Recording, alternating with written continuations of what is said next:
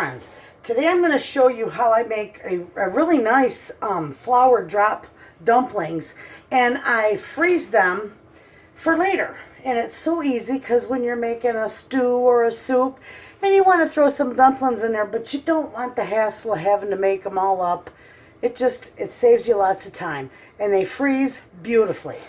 So with that being said, I'll get started and we'll show you how easy this is. I got my bowl right here.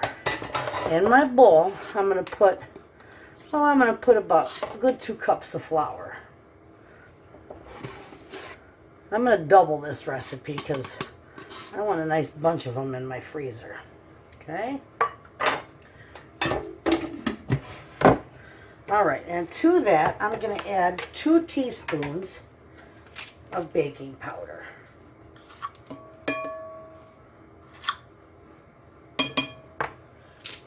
Alrighty. And I'm also going to add a little bit of salt. Now, you don't want to season them too much because you just don't know exactly what you're going to use them for. I'm going to put about a good teaspoon of salt in there. So, but you can't go wrong with salt and pepper and a little bit of parsley. It goes pretty much in any dish. So let's give it a good pinch of pepper, salt. I'm going to give it a little pinch of parsley here. Not too much, just a little bit. And I'm also going to I'm going to start with about a 1/2 cup of this milk. And this is my shelf-stable milk that I told you is fantastic for baking. I'm going to start with a 1/2 cup at a time because I don't want them real runny. And that way I'll know just exactly how much I'm going to need. Okay, I'm going to definitely need more than that. I'll do another 1/2.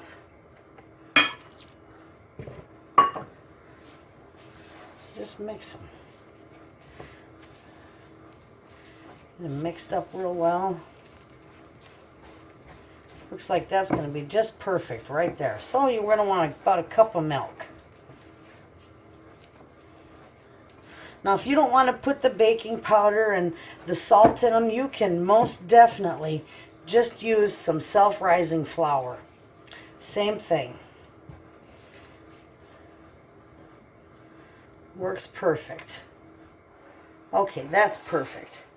So with that, we are going to take, make room here. I got my tray that's going to go in the freezer. Now, I don't want to put any paper on this because I don't want these to stick to the paper. And I like mine small. I'm just going to scoop them onto here. Don't let them touch. You don't want them sticking together. They won't spread out on you because they'll freeze nice. You can make them as big as you want or small like this. I'm just using a small little like melon scoop. Works perfect, especially for my grandkids. So that's all I'm going to do.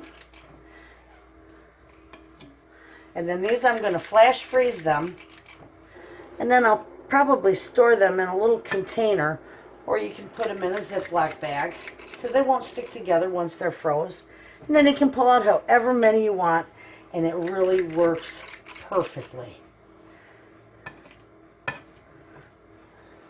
So let me get these finished up here, and then I'll bring you back and show you.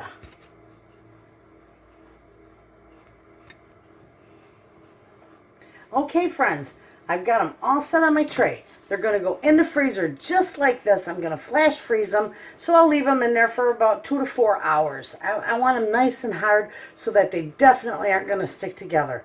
And when I get ready to package them, when they're frozen, I'll bring you back and I'll show you just how easy these are to work with. All right, friends, these are frozen. Now, these been in the freezer for about an entire day. So now I'm just going to take, because they're really frozen, I'm just going to take and I'm going to scrape them off my tray because they'll stick a little bit, but not real bad. I've got to put a little elbow grease in them. Get them unstuck from the tray. There we go. Now, all I'm going to do, my hands are nice and clean. My bag is marked, my dropped dumplings and dated.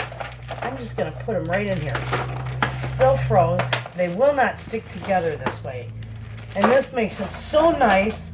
So when you want to make, your chicken and dumplings or beef stew or whatever you want to add them to, you just take them right out of the freezer. You do not have to thaw them. You can put them right in your soup or your stew froze. They will unthaw or defrost or whatever you want to call it, and they will cook up beautifully. And that's how easy it is. They turn out really nice too. So that's what I do. That makes life a little bit easy for busy parents or me, busy grandparent. So there you have it, friends. Give that a try, and thanks for watching.